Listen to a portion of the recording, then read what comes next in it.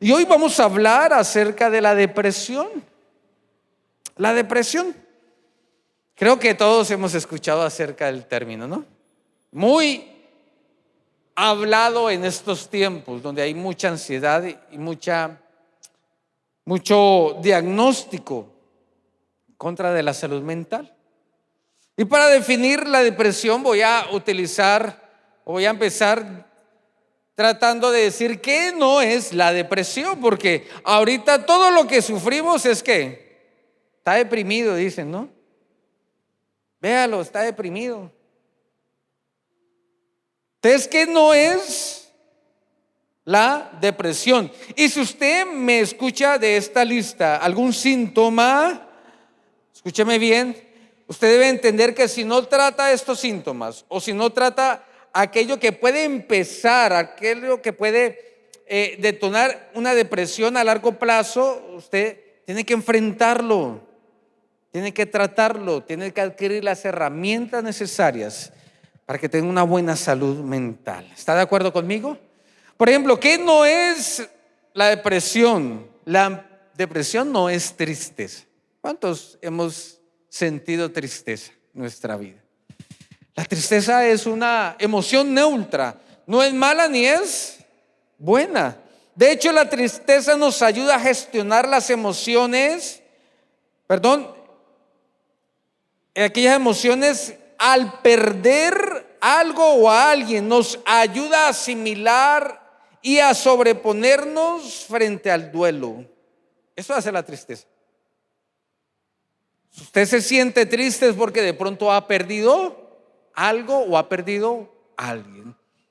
De pronto ese novio le dijo que no, esa novia lo dejó entusado y usted sintió ¿qué? Tristeza. Usted debe pasar un duelo por ello. Eso es totalmente normal. Lo que es anormal es que ese duelo se prolongue más del tiempo requerido y la tristeza se vuelva en algo constante, en algo permanente. Ahí usted ya tiene que ponerle cuidado al asunto. Pero la depresión no es tristeza, tampoco es dolor emocional. ¿Nos han herido alguna vez en la vida? Aquella persona que creíamos que nos amaba es la persona que más nos hiere, porque es aquella persona que más esperamos. Toda la vida nos vamos a sentir heridos y esas heridas van a generar un dolor ¿qué? Emocional, pero no es depresión. ¿Por qué? Porque el dolor emocional nos ayuda a gestionar esas emociones de tal manera que no se repriman en nuestro interior. Todos hemos cocinado con la olla a presión, ¿no? Y algunos de nosotros hemos pasado susto porque la bendita olla a presión se tapa. Entonces, el aire, el vapor que contiene esa olla empieza a acumularse al tal punto que la olla ¿qué hace? Explota. Y el dolor emocional hace que ese tumulto de emociones no se reprima dentro de ti, sino que tengas la capacidad de reconocer cuáles son las emociones que estás atravesando. Tengo dolor emocional, ¿y por qué? Cuando usted tenga dolor emocional, usted tiene que hacerse la pregunta: ¿y por qué? ¿Qué fue lo que me afectó? ¿Qué me dijeron? ¿Qué fue lo que sentí? Gracias al dolor emocional podemos desfogar esas emociones. El problema es que cuando ese dolor emocional se convierte en un dolor crónico, usted no puede salir de ese dolor. Ahí también hay que ponerle atención al asunto. Pero aún así el dolor emocional no es depresión, podría ser un inicio. La ansiedad.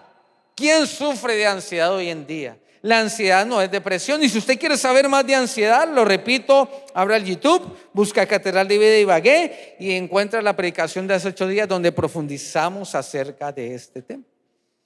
La ansiedad tampoco es la frustración. ¿Cuántos nos hemos sentido frustrados alguna vez en nuestras vidas?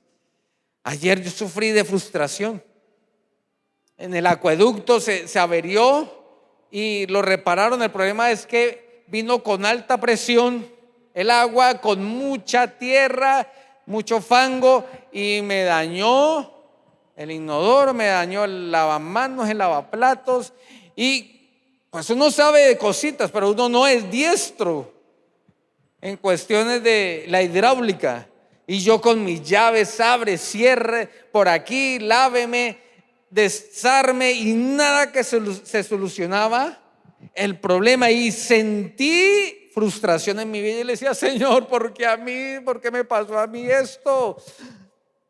Porque no lo puedo arreglar. La frustración empieza o se genera por algo que yo no puedo hacer. Pero también la frustración es buena, ¿sabía usted? ¿Por qué? Porque si es momentánea, la frustración ayuda a las personas a crear soluciones cuando no encuentran cómo hacer las cosas. Cuando usted se sienta frustrado, usted puede ir a la palabra de Dios cuando dice: pídanle sabiduría a Dios, que la da ¿con qué? Con abundancia. Dios, tu creador, es un Dios lleno de creatividad, de nuevas ideas. Y cuando hay frustración, no sabes cómo hacer las cosas, no sabes cómo hablar, cómo enfrentar ese nuevo trabajo, no sabes cómo hablarle a tus clientes, Dios te puede ayudar. Y en medio de la frustración, Él se puede glorificar en ti. El problema es cuando la frustración también es que continua y terminas creyéndote la idea de que ya no sirves para absolutamente nada.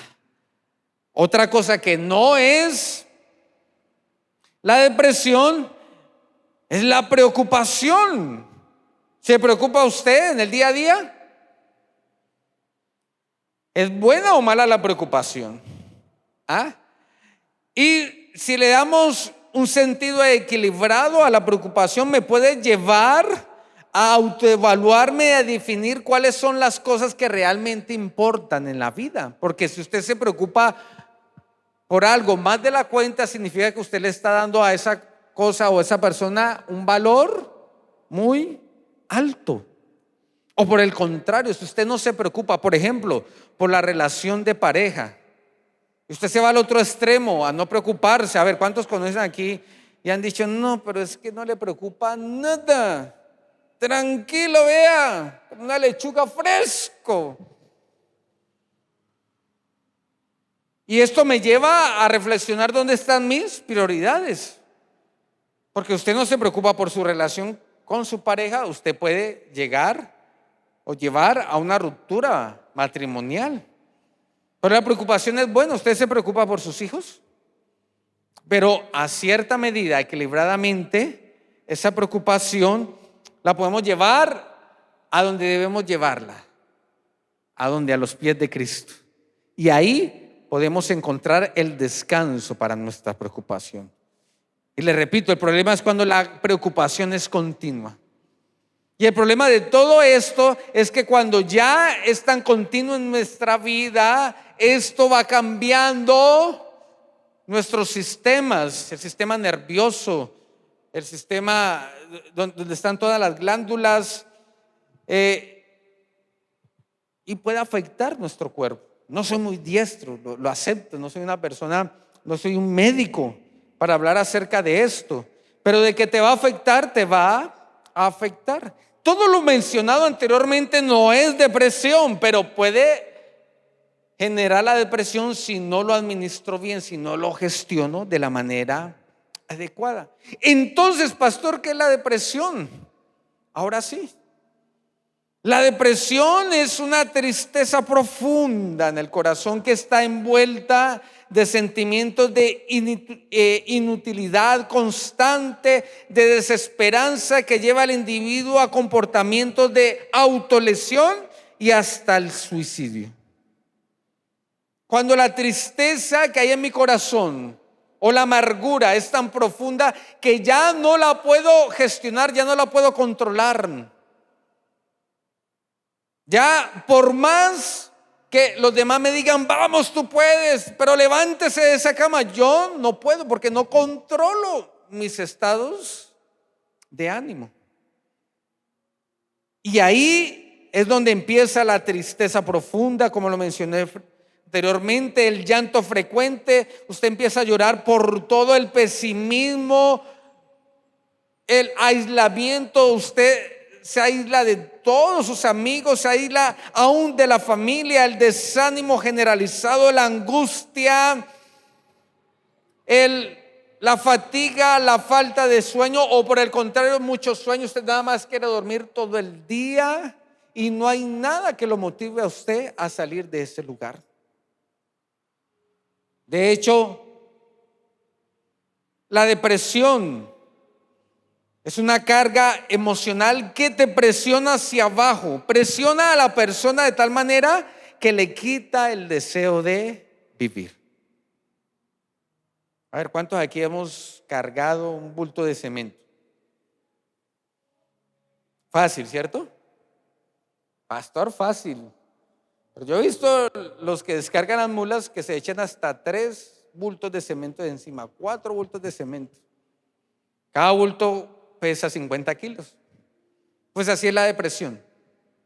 Te echan un bulto y tú puedes dominar ese bulto, puedes llevarlo de un lugar a otro. Te echan el segundo y ya tú no aguantas. Y el tercero ya, tú te rindes, te desplomas y ni siquiera tienes la fuerza para correr esos bultos, sino que simplemente se te quita las ganas de vivir. Esa es la depresión. Pero lo bueno de todo esto, y lo repito, es que en medio de la depresión hay un Dios que está a tu cuidado. En medio de esta enfermedad que aqueja a tantas personas, sobre todo hoy a la juventud, debemos reconocer de que hay una salida para esto. Y esa salida se llama Jesús de Nazaret. ¿Qué hacer con la depresión? ¿Qué hacemos, pastor, con la depresión? Y el objetivo de este sermón es brindarle a usted esperanza. Sí se puede salir de esto. ¿Cómo lo hacemos? Número 1, acepte su condición delante de Dios. La depresión no es un pecado, ni es un demonio. No, la depresión es una condición de salud que afecta mi salud. Y en la Biblia hay una persona que se le facilita y gestionó muy bien sus depresiones, y fue el rey David. Salmo capítulo 38, si me quiere acompañar, por favor. Salmo capítulo 38. Es un salmo donde David expresa todo lo que hay en su interior. Y aunque el producto de su depresión fue un pecado, el pecado que él cometió, ofendió a Dios. Usted conoce la historia de David, si no, léala.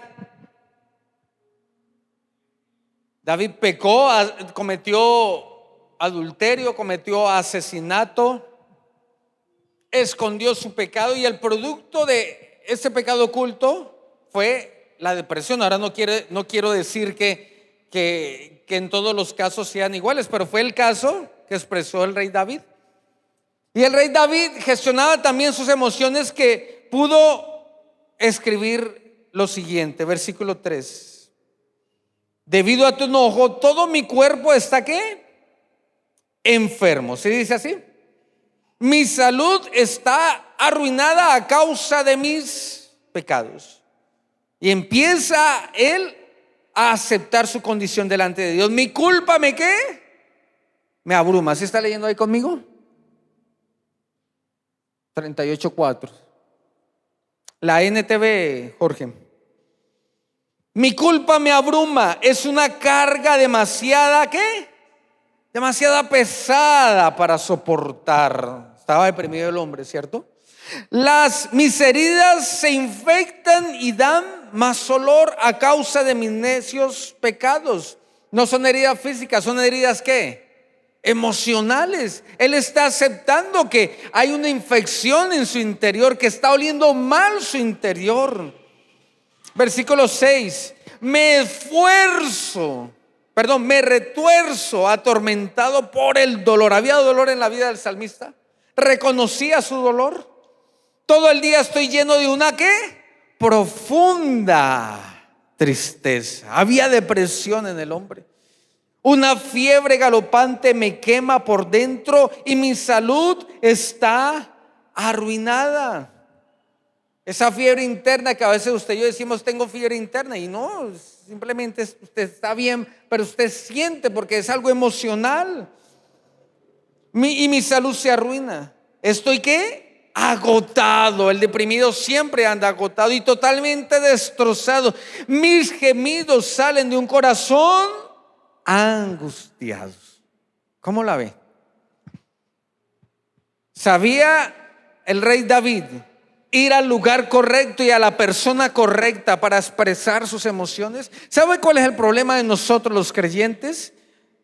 Es que a veces no tenemos la confianza para ir delante de Dios y contarle todas estas cosas, porque no generamos disciplinas espirituales que nos muestren un camino hacia el Padre cuando la vida nos golpea y sufrimos de dolor emocional.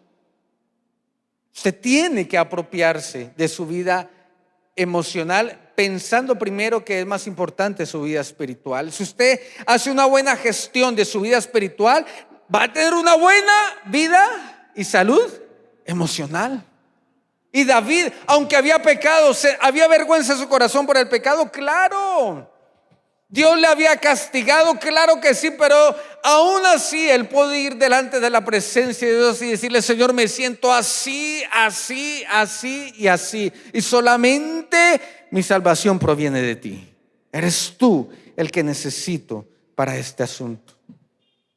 Nos enseñaron a los cristianos que debemos estar siempre felices, siempre alegres, y que todo lo que pase en nuestra vida es que bien. ¿Cómo está, hermano? Bendecido y en victoria.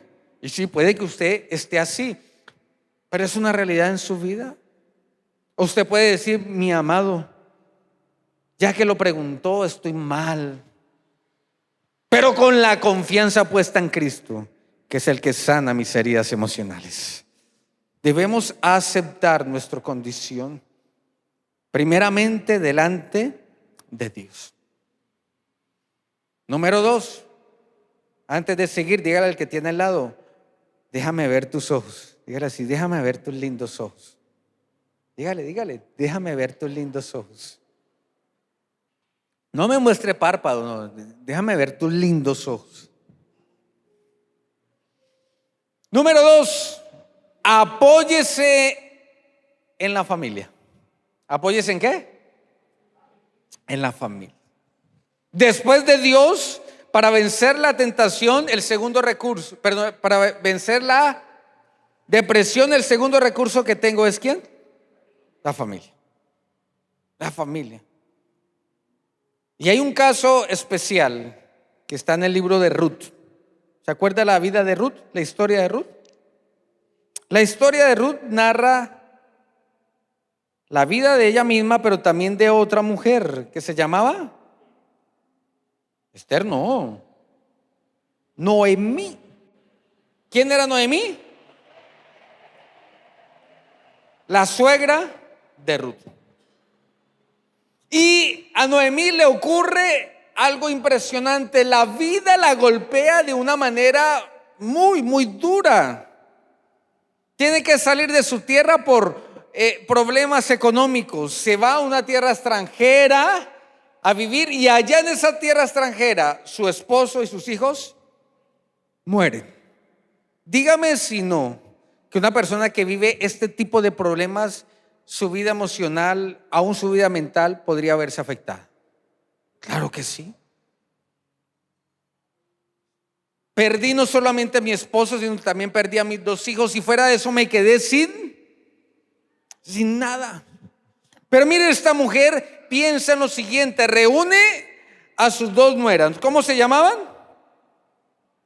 Orfa y Ruth, y les dice: vea, Yo ya no tengo nada más que ofrecerles. Aun si tuvieran nuevos hijos, ustedes no podrían esperarlos a que crecieran.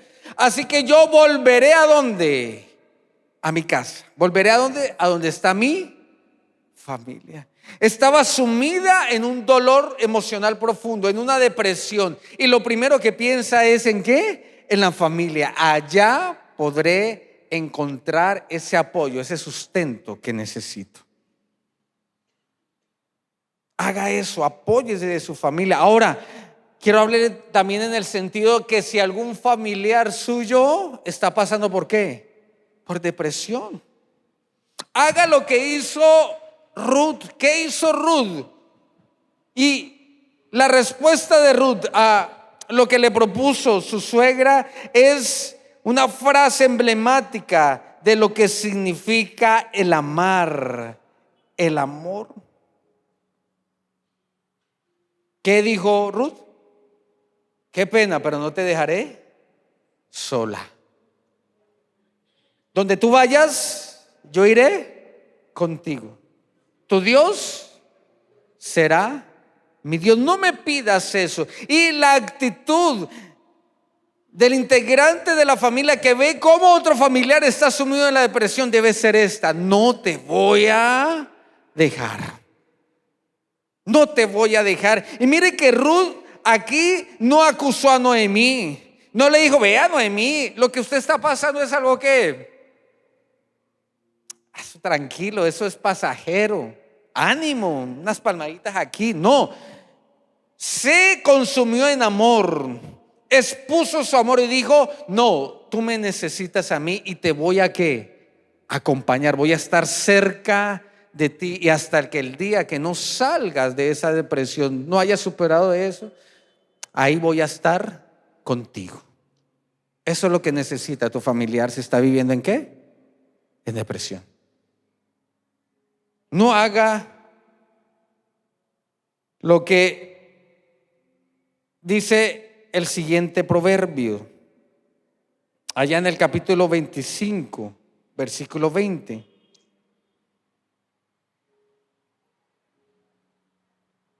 Dice: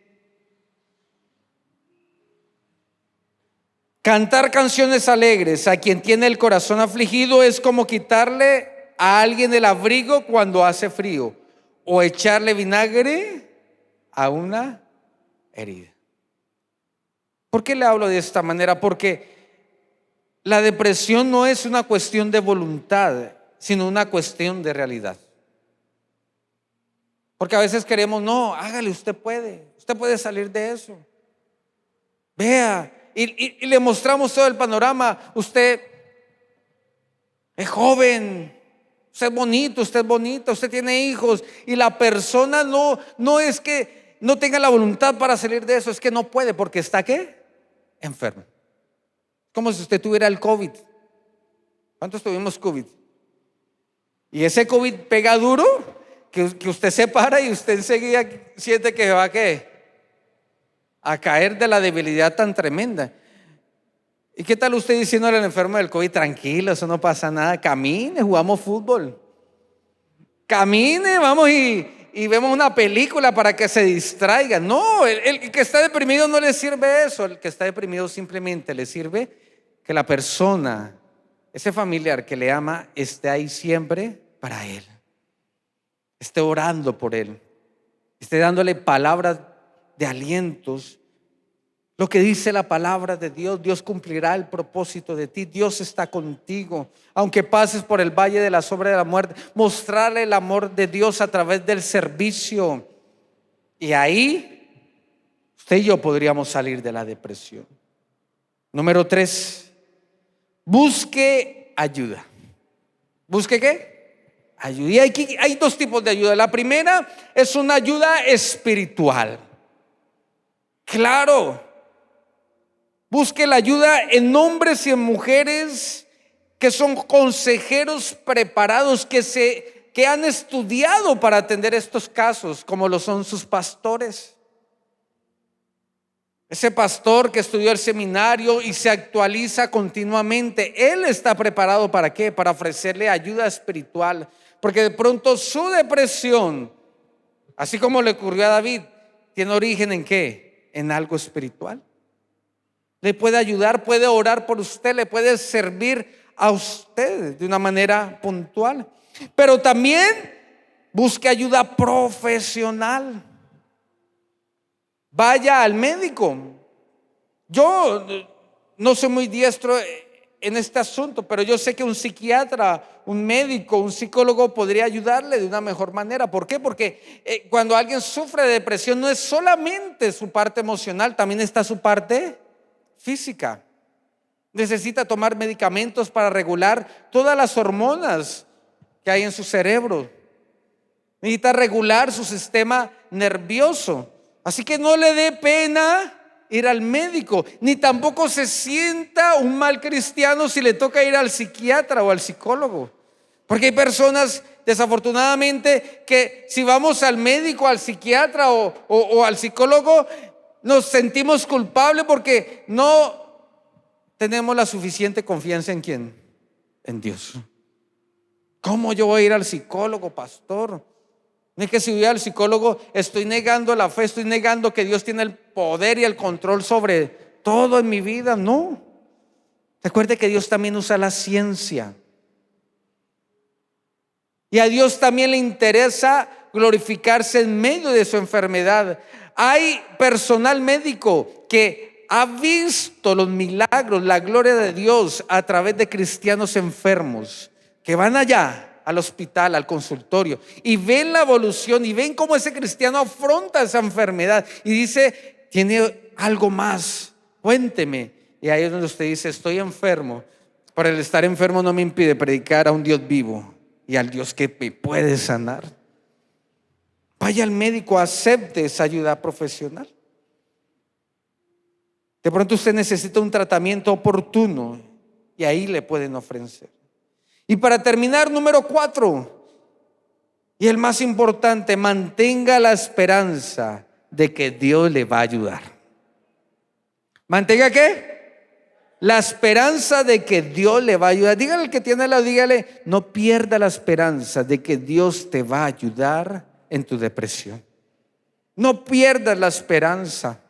Y para bajar mi idea en cuanto a este punto, quiero que veamos la vida de un personaje muy especial que está, primer libro de Reyes, capítulo 19. Y es la historia de Elías. ¿Se acuerda de Elías? El gran profeta de Dios, un ungido de Dios, un hombre valiente, forzado. No le temblaba la mano para acusar, no le temblaba la voz para profetizar en contra del pecado del pueblo. Un hombre donde el poder de Dios se manifestaba, tenía en su oración el poder de regular aún el clima, el tiempo. En el capítulo 18 hace su mayor intervención. Está en la cúspide de su vida ministerial. Había hecho descender fuego del cielo. Creo que algunos de nosotros quisiéramos ese poder, ¿no? Señor, que descienda fuego del cielo y lo consuma a esa suegra que no me deja en paz.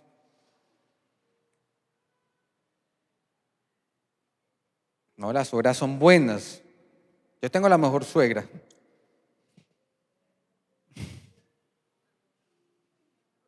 ¿Y a dónde quiero ir con esto? Ese hombre que estaba en su prime, en el mejor momento, en el capítulo 19, viene un ataque emocional frente a él. Y es que una mujer, Jezabel, lo amenazó y le dijo: te voy a matar. Y el versículo 3 empieza la depresión de Elías. Dice lo siguiente: Elías tuvo miedo y huyó para salvar su vida. ¿Tuvo qué? Tuvo miedo. Imagínese un hombre que se había enfrentado con los profetas de los Baales, que había hecho descender fuego del cielo, que había hecho cualquier cantidad de cosas que demostraba que estaba lleno del poder de Dios. Ahora estaba ¿qué? Con miedo. ¿Sabe por qué quiero decirle eso? Porque es que la depresión no avisa cuándo llegar ni cómo llegar. Puedes estar en tu máxima cúspide de tu carrera, en tu máximo estado de ánimo, pero puede llegar un golpe emocional y te puede derrumbar y puede empezar a llenar tu corazón de temor a tal punto que puedas decir: me voy a morir, mi vida corre peligro. La depresión no hace excepción de personas. Le da a las personas que tienen mucho dinero como las personas que casi no tienen dinero. Le da a las personas con más actitudes o aptitudes académicas como las personas más limitadas en su estudio. A todo el mundo le puede dar depresión. Ahí vemos al hombre de Dios sumido en depresión. Versículo 4, y ahí empieza el proceso. Tuvo temor. Dice que dejó allí a su sirviente. Versículo 4, luego siguió solo todo el día hasta llegar ¿a dónde? Al desierto. ¿Qué hizo este hombre? El hombre de Dios se aisló completamente. ¿Usted qué encuentra en el desierto? ¿Encuentra personas en el desierto?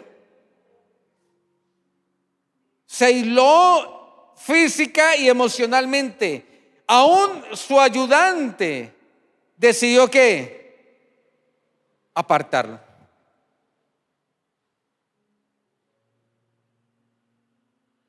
Y luego se sentó bajo un solitario árbol de retama y pidió ¿qué? Morirse. Basta ya, Señor, quítame la vida, porque no soy mejor que mis antepasados que ya murieron. Estaba deprimido el hombre. Quítame la vida.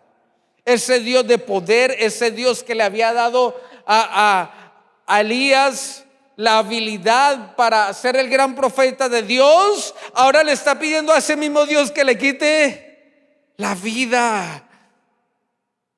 ¿Era bipolar el hombre? No, estaba viviendo una crisis emocional que le lo llevó a la depresión. ¿Cómo es que estando arriba, estando bien, ahora está mal, sumergido en esto? Pero en medio de la depresión de este hombre había un Dios lleno de amor. Y este es mi mensaje en esta tarde. En medio de tu depresión puedes encontrar a un Dios lleno de amor. Y mire lo que hizo Dios. Mire el versículo 5. Entonces se acostó y durmió debajo del árbol. Mientras dormía, un ángel le tocó y le dijo: levántate y come. Elías miró a su alrededor y cerca de su cabeza había un poco de pan horneado sobre piedras calientes y un jarro de agua. Así que comió y bebió y volvió a dormirse. ¿No le parece eso un detalle hermoso de nuestro Dios? ¿Qué me habla de esto? Que en medio de tu depresión encontrarás un Dios que te va a proveer. Te va a proveer. Lógico, estás incapacitado, no puedes generar recursos, no puedes generar buenas relaciones porque tienes depresión, pero aún así Dios te va a proveer. Te va a proveer tu sustento. Elías tuvo que comer, Elías tuvo que beber, Elías tuvo un lugar para descansar, porque el Dios de la provisión se le reveló en ese momento de angustia, en ese momento de depresión. Él está contigo. Él te está sirviendo. ¿Lo puede creer? ¿Le puede dar gloria a Dios por eso? ¿Le puede dar un aplauso? Él está ahí en medio de tu hoyo, en medio de tu depresión. Pero Dios no se quedó solamente con eso. Versículos 7 y 8. Entonces el ángel del Señor regresó, lo tocó y le dijo: levántate, come un poco más. De lo contrario, el viaje que tienes por delante será demasiado para ti. Y dice el versículo 8 que él, después de comer, se levantó y Dios lo guió hasta llegar al monte Sinaí, la montaña de Dios, y ahí pasó la noche. ¿Sabes qué también puedes encontrar en medio de tu depresión? Un Dios que te da compañía y te guía. Dice que Dios estuvo con él desde el principio hasta el final, lo acompañó, lo guió, le dijo: ahora dirígete a este lugar, haz esto. Podemos encontrar de Dios esa compañía, esa atención significativa. Y después, desde el versículo 9 en adelante, vemos que el profeta Elías tiene una revelación más profunda, más íntima con Dios, porque en medio de tu ansiedad, en medio de tu depresión, ese Dios se glorifica. Y se glorifica de una manera en la cual tú nunca antes lo habías conocido. ¿Conoce usted la historia? Llega Dios y manda un terremoto y le pregunta: ¿estoy yo en el terremoto? Y Elías: no, no estás ahí.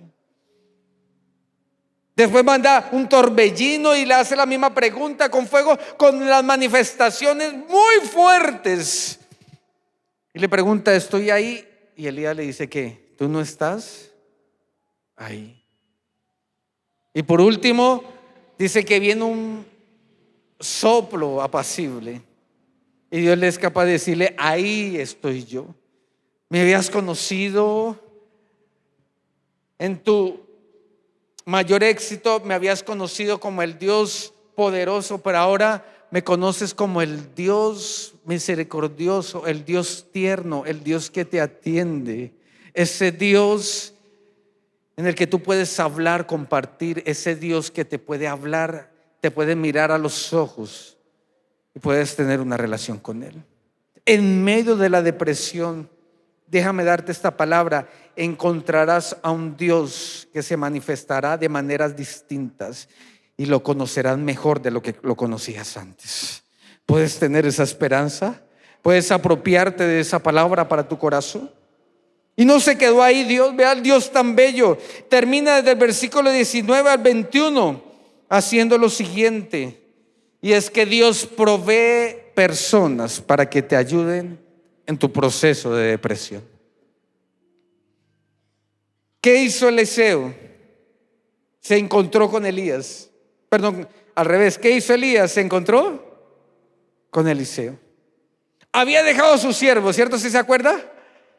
Había quedado solo, apartado. No tenía nadie en quien apoyarse, en quien confiar. Y vino Dios y le entregó de nuevo una persona tan apasionada como él, con hambre y sed de Dios como él lo tenía, dispuesto a dejar todo atrás por servirle a Dios. Y le dio a Eliseo y le dijo: mira, aquí hay un propósito para ti. Aquí hay alguien más que te quiera acompañar. La vida de Elías no terminó en su depresión, y eso me da esperanza. A mí, no sé si a usted, pero a mí me da esperanza. El propósito de Elías no terminó allá en esa cueva, en ese desierto. Dice la Biblia que Dios lo mandó a ungir a 3 reyes. Imagínense.